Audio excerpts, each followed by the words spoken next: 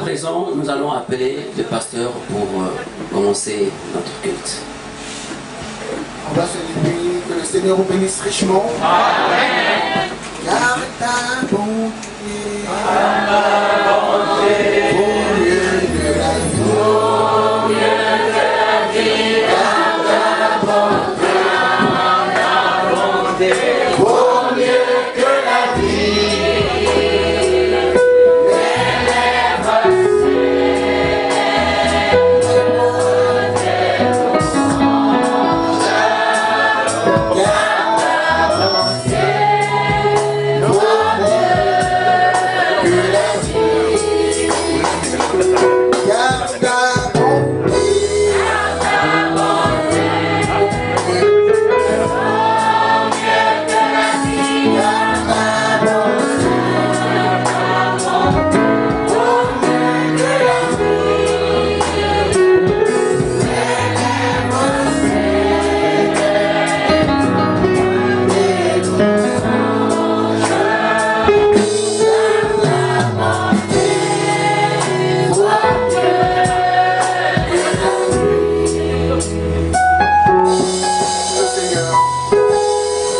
Seigneur Jésus-Christ, Dieu Tout-Puissant, auteur de la vie, donateur de tout don parfait et excellent, toi qui n'as ni commencement de jour, ni fin de vie, toi l'ancien des jours, nous voulons te dire merci pour l'occasion que nous avons d'être en vie ce jour. Sachant que nous sommes en vie, ô Dieu, nous croyons pour la plupart que nous sommes sous ta grâce, car le sang de Jésus-Christ est encore sur nous. Seigneur, bon Dieu, merci de l'occasion que tu nous donnes de nous rassembler pour écouter la parole de Dieu. Amen. Car il est écrit, tout concourt au bien de ceux qui aiment Dieu. Tu as permis ce malheur, mais pour nous qui t'aimons, Seigneur, cela est pour notre bien. Puisses-tu, Seigneur, au travers de ta parole, ô Dieu, nous édifier, nous consoler, nous encourager, nous donner ton information, de sorte que, Père, nous profitions de ta grâce alors que nous sommes encore en vie. Pardonne nos péchés, nos iniquités. Qui est digne de se tenir devant toi? Pas moi, pas mon frère, Seigneur. Mais nous prions que tu nous pardonnes pour nos erreurs. Nous n'avions pas l'intention de commettre des erreurs. Peut-être que nous avons oublié quelque chose. Pardonne-nous. Nous sommes venus. Toi qui as dit, là où d'autres sont réunis, rassemblés en ton nom, tu seras au milieu d'eux. Sois au milieu de nous, car tu es vivant. Tu avais promis que tu serais avec nous, et même en nous, jusqu'à la consommation des temps. Maintenant, Seigneur Jésus-Christ, si tu n'es pas présent, cette retrouvaille sera inutile. Nous prions que tu sois de la partie, Seigneur, et que tout esprit soit sous ton contrôle au nom du Seigneur Jésus-Christ. Que toute la gloire nous revienne à toi. Amen. Amen.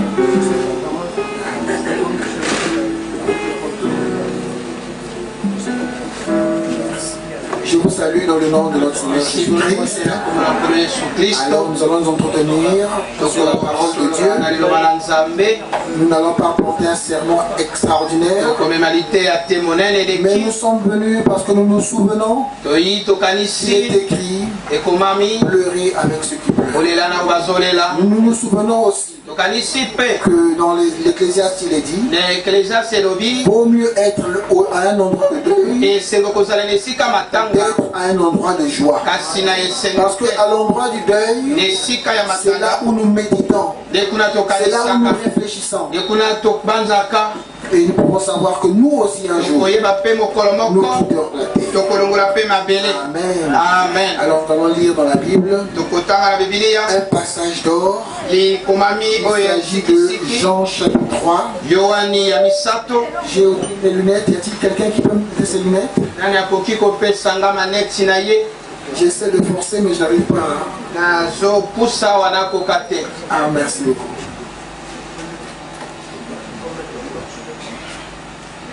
Nous allons prendre Jean chapitre 3.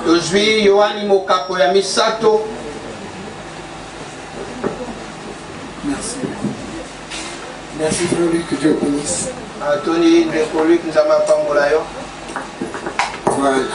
Alors Jean chapitre 3. Nous prenons le verset 16. Il est écrit, car Dieu a tant aimé le monde qu'il a donné son Fils unique afin que quiconque croit en lui ne périsse point, mais qu'il ait la vie éternelle. Amen. Vous pouvez vous asseoir. Puisse notre Dieu ajouter des bénédictions à la lecture de sa parole. Nous allons nous entretenir sur un court sujet, parce que le programme est tel que demain nous devrions nous réveiller à temps pour pouvoir partir à la morgue et pour tout ce qu'il faudra faire, jusqu'à laisser le corps de notre Père dans sa dernière demeure. Amen. Alors je voudrais plutôt que nous nous entretenions, nous appuyons sur beaucoup d'écritures de la Bible. Je vais lire dans le psaume 59. Au verset 17, il est 10 aussi. Et dans d'autres Bibles, c'est au verset 18. Oh ma force, c'est toi que je célébrerai. Car Dieu, mon Dieu est bon et ma haute retraite. Savez-vous que Dieu est bon? Amen. Nous avons lu tout à l'heure qu'il a tant aimé le monde qu'il a donné son Fils unique afin que n'importe qui, et nous savons ce que c'est le monde dans sa condition, le monde rétrograde, mais Dieu, le grand être, est venu mourir pour le monde. Est-ce que nous imaginons cela? Nous comprenons cela? Il a donné son Fils unique. Il a donné sa vie pour que nous, les misérables, les pécheurs, qui nous soyons, nous puissions croire en lui. Il dit quiconque croit sera sauvé. Amen. Donc ça ne dépend pas des moyens. Ça ne dépend pas de la grandeur. Ça ne dépend pas de la région ou de tout ça. Mais ça dépend d'une petite chose, c'est de parvenir à croire en Dieu. Celui qui croit réellement, c'est celui-là qui sera sauvé. Amen. J'ai un autre passage des Écritures, parce que beaucoup d'entre nous lisons la Bible. Il est écrit dans Timothée, 1 Timothée au chapitre 2. J'exhorte donc avant toute chose à faire des prières, des supplications, des requêtes, des actions de grâce pour tous les hommes. Dieu, au travers de son prophète Paul, nous dit ceci: il veut que nous prions les uns pour les autres. C'est bien ce que j'ai lu. Amen. Il veut que nous puissions prier pour tous les hommes, pas seulement pour nos parents, pas seulement pour nos frères, pas seulement pour notre église, mais pour tous les hommes, dit la Bible. Et si nous croyons la Bible, nous devrions le faire. Et il précise, nous devons prier pour eux. Il ajoute prier pour les rois et pour tous ceux qui sont élevés en dignité, afin que nous menions une vie paisible et tranquille. La volonté de Dieu est que l'homme vive heureux, l'homme vive en paix. Et il veut que nous puissions prier pour les autorités, afin que cela puisse nous administrer de manière à ce que nous vivions paisiblement, tranquillement. Je crois qu'il disait à l'époque au temps de Jérémie aux enfants d'Israël qui étaient déportés vers Babylone, il disait: priez pour la ville où vous êtes emmenés, car votre bonheur en dépend. Si votre vie est dans des troubles, vous serez dans des troubles, vous serez malheureux. Vous écoutez ce que dit la Bible, et au travers de cela vous voyez la bonté de Dieu. Vous voyez combien Dieu veut que nous soyons heureux. Savez-vous, c'est Dieu qui a planté un jardin d'Éden, un jardin agréable. Un beau jardin où il avait placé l'homme. Malheureusement, l'homme a détruit ce que Dieu lui a donné. Savez-vous que Dieu ne tue pas l'homme? Vous le savez? C'est l'homme qui s'est détruit lui-même. C'est l'homme qui se tue lui-même. Attendez que je lise une autre écriture. Il dit, priez pour les rois et pour tous ceux qui sont élevés en dignité, afin que nous menions une vie paisible et tranquille, en toute piété et honnêteté. Dieu sait que si nous vivons dans la piété, dans l'honnêteté, nous n'aurons pas de problème. Vous savez, Dieu, amen, vous m'entendez mieux? Dieu a donné sa loi dans l'Ancien Testament. Il l'a donné à Israël. Savez-vous pourquoi il avait donné sa loi? Pour que son peuple sache comment vivre. Tous les peuples de la terre n'avaient pas la loi. Mais c'est seul Israël qui avait cette loi de Dieu. Il leur avait donné la loi afin que son peuple ne tombe pas dans les erreurs dans lesquelles se trouvaient ceux qui étaient là-bas à Canaan.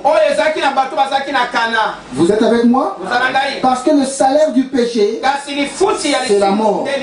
Quand vous vivez mal, vous allez mourir. Quand Adam a péché, ou quand Adam a désobéi, la mort s'en était suivie.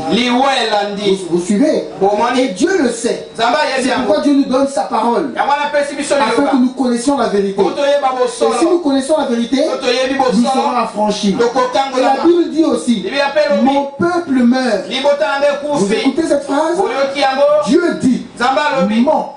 Le peuple de Dieu, ceux qu'il a créés, ceux qui sont les enfants de Dieu, meurent. Pourquoi?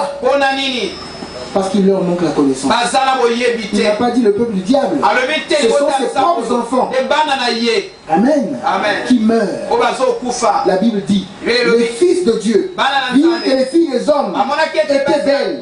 Et ils ont pris pour femmes. Et à cause de cela, Dieu avait dû détruire la terre au temps de Noé. Par le déluge. Pourquoi? Parce que ses fils, les fils de Dieu, avaient péché. Vous suivez cela? Donc même les enfants de Dieu, quand ils pêchent, leur salaire c'est la mort. Adam, fils de Dieu, quand il a péché, Dieu a frappé. Vous êtes avec moi? C'est pourquoi il nous donne sa loi, pour que nous sachions comment marcher. Et il dit, prions pour les chefs, afin qu'eux nous administrent normalement, et que nous ne soyons pas tentés. Si nous n'avons pas de salaire, qu'est-ce que nous allons faire? Nous serons tentés à voler, nous serons tentés à tricher, à changer les factures et toutes ces choses. Vous êtes avec moi l'église? Si vous êtes en paix, si vous avez tout ce qu'il vous faut, la tentation sera un peu moindre. Parce que Dieu a fait l'homme pour qu'il soit heureux. Vous m'entendez? Ce n'est pas la volonté de Dieu que l'homme soit malade, qu'il soit malheureux. La Bible dit que c'est par ses meurtrissures Dieu a accepté d'être blessé pour que toi et moi nous soyons guéris. Voyez-vous l'amour de Dieu? Cela est bon et agréable devant Dieu, notre Sauveur. Qui veut que je vous dise une chose que Dieu veut? Qui veut que tous les hommes soient sauvés? Voyez-vous la Bible? La volonté parfaite de Dieu et que tout le monde soit sauvé. Dieu n'a pas préparé l'homme pour être perdu, c'est faux. Alléluia. Amen. Mais si l'homme est perdu, c'est de sa faute. Si l'homme meurt, c'est de sa faute. La Bible prédit l'Armageddon, qui est la troisième guerre mondiale. Ce n'est pas Dieu qui détruira la terre, c'est l'homme qui détruira la terre avec les bombes et toutes ces choses. Alléluia. L'homme est capable de fabriquer des maladies, est capable de fabriquer des bombes, est capable de fabriquer n'importe quoi pour se détruire. Ce n'est pas Dieu qui l'écrit. Mais Dieu nous donne sa parole. Afin que nous sachions ce que nous devions faire. Pour ne pas être détruits. C'est clair? Je peux arrêter? Un sermon simple, n'est-ce pas? Mais il est important que vous sachiez que Dieu vous aime et que Dieu veut votre bonheur. Écoutez, la première fois qu'il est écrit péché dans la Bible, c'était dans Genèse 4. Je vais lire cela ici. Et l'Éternel dit à Caïn, pourquoi es-tu irrité? Et pourquoi ton visage est-il abattu? Je suis sûr que beaucoup d'entre nous, nous savons quelle est l'origine de Caïn. Pendant la veillée, nous avons mis la prédication à la sémence du serpent. Pour ceux qui ont suivi, ou pour ceux qui savaient depuis, nous savons tous que Caïn n'est pas le fils d'Adam. La Bible dit que Caïn était du malin. Amen. Adam et Caïn est le fils du serpent. Parce que le serpent avait été puni. Le serpent ne devait plus marcher comme l'homme. Il devait maintenant ramper. La Bible dit que le serpent était l'animal le plus rusé des champs. La Bible dit que le serpent avait causé avec Ève. Donc le serpent que nous voyons aujourd'hui n'a pas la forme du serpent qui avait en ce temps. Parce que le serpent en ce temps parlait. Combien croient que le serpent parlait? Nous croyons en un prophète. Dieu a même laissé certains signes. Vous savez qu'il y a certains animaux qui parlent. Le perroquet parle. Chakou. Alléluia. Amen. Il peut répéter les mots. Et si le perroquet peut parler, ça veut dire que c'est vrai, le serpent avait parlé. Amen. Et Ève avait dit, ou la femme avait plutôt dit, que le serpent m'a séduit. Amen. Mais donc je ne suis pas là. Ce fils du serpent, qui n'est pas le fils d'Adam, qui n'est pas fils de Dieu, mais Dieu vient l'exhorter. Dieu vient lui parler de sa bonté, de son amour, lui disant, certainement, si tu agis bien, tu relèveras ton visage. Et si tu agis mal, le péché se couche à la porte et ses désirs se portent vers toi. Mais toi, domine sur lui. N'est-ce pas une preuve de l'amour de Dieu, de la bonté de Dieu? N'est-ce pas la confirmation que Dieu ne veut pas que quelqu'un meure? Dieu exhorte Caïn. Disons avant que le problème arrive. Le péché est à ta porte. Le danger est là. Éloigne-toi du péché. Et Dieu ne parle-t-il pas aux uns aux autres? Attention, tu vas faire une mauvaise chose. Attention, tu es en train de dire une mauvaise chose. Ça va tourner vers la bagarre. Ça va tourner vers l'impudicité. Ça va tourner vers l'adultère. Ça va tourner vers les divisions, des troubles. Alléluia. Amen. Si tu es un fils de Dieu, tu écouteras ton père. Si Caïn n'avait pas écouté, c'est parce que Caïn n'avait rien de Dieu. Exacte vérité. Même si tu es pécheur, j'en connais dans le Nouveau Testament des femmes adultères. Mais quand Jésus a dit va, ne pêche plus, elle est partie et elle n'avait plus péché. Ça c'est une fille de Dieu. Amen. La Samaritaine qui vient aborder le Seigneur, elle vient en tournant son pagne. C'était une femme qui avait un esprit de séduction qui faisait tomber des hommes. Et elle vient aussi pour faire tomber Jésus. Alléluia. Amen. Mais Jésus est bon. Amen. Jésus ne regarde pas sa mauvaise vie. Jésus va lui parler. Et Jésus va lui dire c'est moi, ce Messie. Amen. Et cette femme-là avait reconnu que Jésus était le Messie. Et cette femme avait changé de vie. Vous êtes avec moi l'église? Et Dieu ne veut pas que le pécheur meure, mais il veut qu'il se répande et qu'il parvienne au salut. Alléluia. Amen. Vous avez entendu? Que vous soyez à l'extérieur ou à l'intérieur, si vous mourrez, si vous péchez, si vous allez en enfer, ce n'est pas la faute de Dieu, c'est de votre Dieu a pourvu tout ce qui était nécessaire pour vous. Je vais le lire. Je crois que les membres de l'église, nous l'avons lu il n'y a pas longtemps. Et ce jour, il n'y avait pas beaucoup de gens. Je ne sais pas nous ayons tous là. Dans le message, que pensez-vous du Christ? Prêché le dimanche 21 mars 54. Au paragraphe 15, Frère Branham dit: j'aimerais tirer un sujet si ça peut être appelé un sujet. Que pensez-vous du Christ? Tout le monde ici, chacun doit savoir, doit avoir une idée. Christ est qui pour toi? Pour moi, il est mon sauveur. Pour moi, il est mon guérisseur. Pour moi, il est mon protecteur. Ce n'est pas une garde qui me garde. Il y a des gens qui regardent, mais qui meurent. Amen. Mais Jésus-Christ a dit: celui qui croit en moi est passé de la mort à la vie. Ça là, si ça tombe, ce n'est pas ça la mort. La preuve, Lazare n'était-il pas mort? C'est après notre langage, mais Jésus avait dit: il dort. Je vais le réveiller. Vous êtes avec moi, l'église? Les chrétiens ne meurent pas. Sinon la parole de Dieu est fausse. Jésus dit: celui qui croit en moi est passé de la mort à la vie.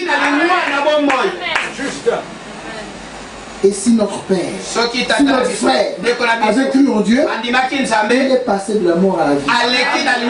Je voudrais prendre un autre sujet pour vous dire simplement qu'il est là, mais il est dans une autre dimension. Amen. Vous êtes avec moi? Amen. Combien j'aimerais en parler? Une autre fois. Vous êtes avec moi? Eh bien, c'est une chose très directe à donner à une assemblée des gens. Pourtant, ça doit être ainsi. Vous devez chacun vous dire: Christ est qui pour moi? S'il n'est rien pour toi, effectivement, il ne fera rien pour toi. Mais s'il est quelque chose pour toi, s'il est ton sauveur, il va te sauver. S'il est ton Seigneur, il te montre le chemin. Il va dominer sur toi.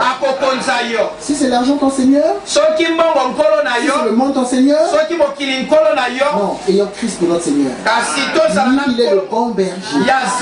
Il nous conduit dans les verts pâturages. Il est un chemin qui mène à la vie éternelle. Suivons-le. Amen. Et quand on le suit, il nous dira: si celui qui veut me suivre, qu'il prenne sa croix et qu'il me suive. Alléluia. Amen. Donc il y a tout ça dans le fait de suivre Jésus. Ce n'est pas un chemin facile. C'est un chemin de persécution, d'épreuve, de moquerie. Quand vous allez commencer à abandonner vos amis, qui vous emmènent souvent au bar, c'est sûr qu'on va se moquer de vous. C'est sûr qu'on va vous abandonner. On ne va plus vous dépanner. On ne va plus vous assister. Mais acceptez le Seigneur Jésus. Parce que lui vous emmène dans la bonne direction. Vous êtes avec moi? Amen. Et si lui a souffert, nous aussi nous souffrons. Aucun homme, point. Frère Branham dit: l'enfer n'a pas été fait pour les chrétiens. Alléluia. L'enfer n'a pas été fait pour toi, mon frère. Si tu es chrétien, un chrétien, c'est celui qui croit en Christ. Quelqu'un qui croit en Mahomet, il n'est pas chrétien, il est musulman, il est déjà hors jeu. Quelqu'un qui croit en Bouddha, il n'est pas chrétien. La seule religion où l'auteur de cette religion est vivant, c'est le christianisme. Allez partout sur la terre, vous allez voir toutes ces religions-là. Leurs fondateurs sont morts. Mais le nôtre est vivant. Il était mort, il est ressuscité. Et en plus, il est avec nous. Notre religion est vivante. Il y a des religions où on vous dit: ne mangez pas, ne faites pas ceci, ne touchez pas. Et les hommes le font. Ça, c'est le formalisme.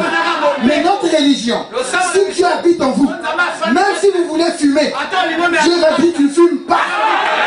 Si vous voulez commettre adultère, Dieu dira non. Vous voulez mentir, vous pouvez même mentir. Dieu ne va pas vous laisser en paix. Vous allez retourner demander pardon. Notre religion est vivante. Mais les autres religions, c'est le formalisme. Chez nous, c'est un être qui vit. Paul disait, ce n'est plus moi qui vis, mais c'est Christ qui vit en moi. Vous avez une religion comme cela? Et l'enfer n'a pas été fait pour cette religion. Que vous soyez pentecôtiste, protestant, baptiste, si vous êtes chrétien, vous n'êtes pas fait pour l'enfer. Qui dit Amen? Amen.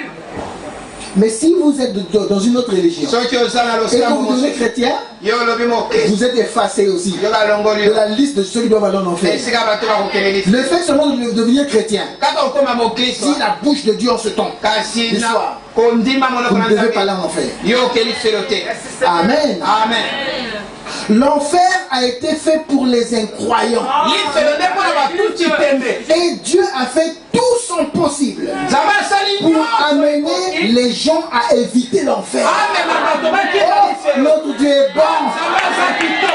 Il a tout fait. Il se bagarrait tout ça. Pour qu'aucun homme créé à son nom et selon son sens n'aille en enfer. Voilà. Il a envoyé la loi. Il a envoyé les prophètes. Il a envoyé son fils. Il a envoyé le Saint-Esprit. Il a envoyé les églises. Comment les gens ne vont pas à l'église?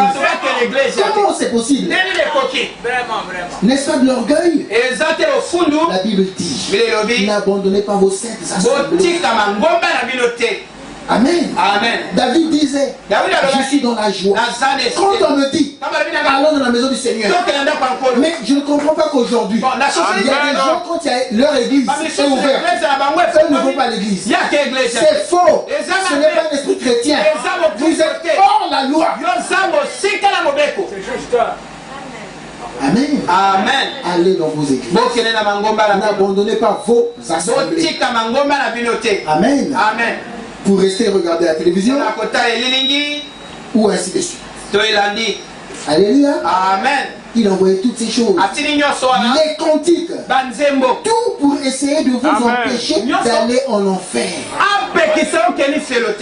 L'enfer n'a pas été fait pour les gens. L'enfer a été créé pour le diable et ses anges.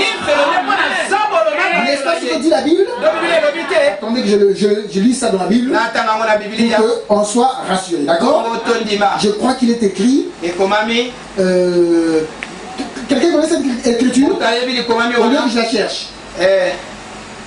Je crois que dans Matthieu 25, il y a aussi une écriture comme ça.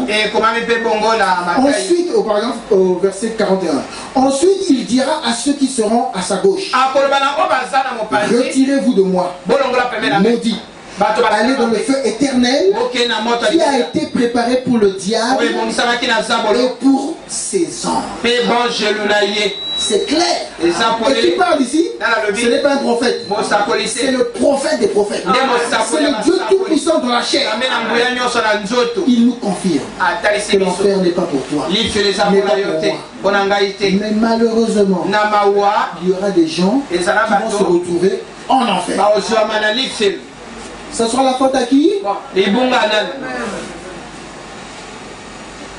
Dieu permet même des décès pour te donner l'occasion d'écouter la parole de Dieu. Toi qui ne veux jamais aller écouter la parole de Dieu à l'église. Amen. Amen. Il faut aussi qu'à l'église, on donne la parole de Dieu. Mais si ce n'est pas la parole de Dieu, ça ne sert à rien. Parce que l'homme ne vivra pas de pain seulement, mais de toute parole qui sort de la bouche de Dieu. Et savez-vous quelle est la bouche de Dieu? Amen. Elle est grande, elle est grosse. La bouche de Dieu, c'est un prophète. Et Dieu ne fait rien sur la terre sans révéler ses secrets à ses serviteurs, les prophètes. Et nous croyons, selon la Bible, qu'aujourd'hui Dieu a envoyé un prophète. C'est frère Branham. Amen. Ça, je suis sûr que beaucoup le savent. Amen. Et c'est ce que je lis, c'est pas ma connaissance. Je puise dans le message de frère. Amen. Moi je ne suis pas un prophète. Un prophète c'est celui qui reçoit la révélation directement de Dieu. Moi je suis un pasteur. Je suis différent. Vous êtes avec moi? Moi je ne suis que là pour garder un troupeau. Mais lui, il reçoit directement de Dieu. C'est brut. Et il dit ça tel que c'est. Et les autres ministères vont continuer le travail. Le docteur va enseigner. Va prendre écriture après écriture. Mais le prophète vous donne ça tel que c'est.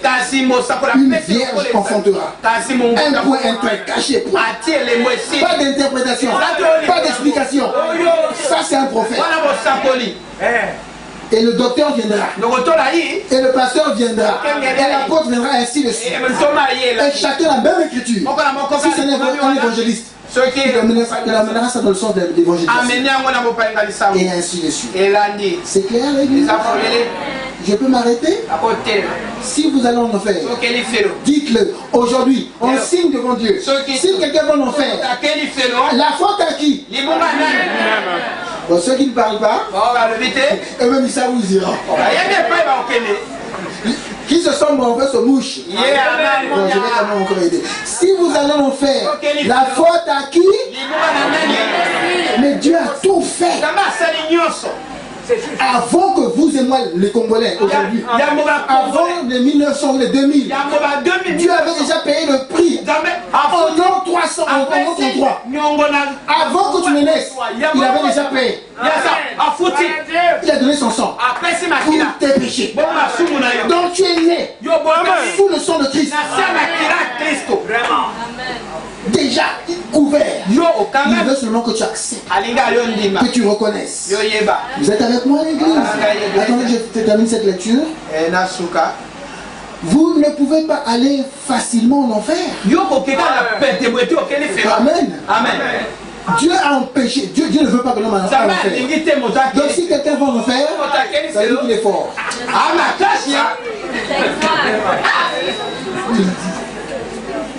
Alléluia. Amen. Mais pas pour les êtres humains. Mais si vous y allez, c'est que délibérément vous voulez y aller. Et vous ne pouvez pas y aller facilement. Vous devez vous débattre sur votre chemin vers là. Alléluia. Il y a des gens pour le péché. La nuit. Il y a des serpents. Dans le noir. Qui se bat à pécher. Il y a des bandits. Il faut que je pêche. Ils sont là. Il y a des gens. Pendant que tout le monde dort. Lui, il grimpe le mur. Pour aller voler. Il fait des efforts. Parfois il se blesse. Tout ça, il se bat pour aller en enfer. Alors la Bible dit tu ne voleras point. Dieu a donné la loi pour qu'on sache. Il s'en fout. Parfois quelqu'un passe là, Dieu envoie un homme.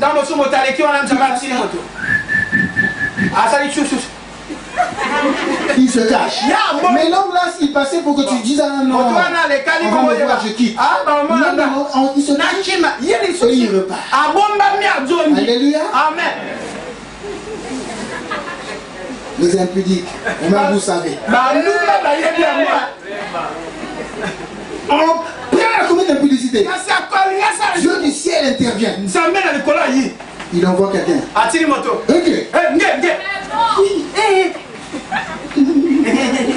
Mais il va quand même là-bas au coin là-bas. Ah papa, ah maman, on travaille pour aller en enfer. L'impudicité ne se commet pas au marché total. Hein. Ça ne se commet pas au boulevard. Mais il va trouver un endroit pour commettre l'impudicité. Alléluia. Amen. Si vous allez en enfer, c'est de votre faute. Ce n'est pas la volonté de Dieu. La Bible dit tu ne commettras pas adultère. Amen. Amen. La loi est là. La volonté de Dieu est que l'homme, les hommes ne prennent pas les femmes. La Bible dit Que le mariage soit honoré de tous. Et une personne qui vit maritalement, sans que le mariage n'est autorisé par Dieu, est dans l'impudicité. Et Dieu n'aime pas l'impudicité. Dieu n'aime pas l'adultère. Dieu a dit, mes fils jugeront le monde. Mais la question d'impudicité, la question d'adultère, moi-même, je dois juger ça. Parce que là, il n'y aura pas de pitié. Alléluia. Mais il y a des gens qui se retrouvent quand même dans l'impudicité.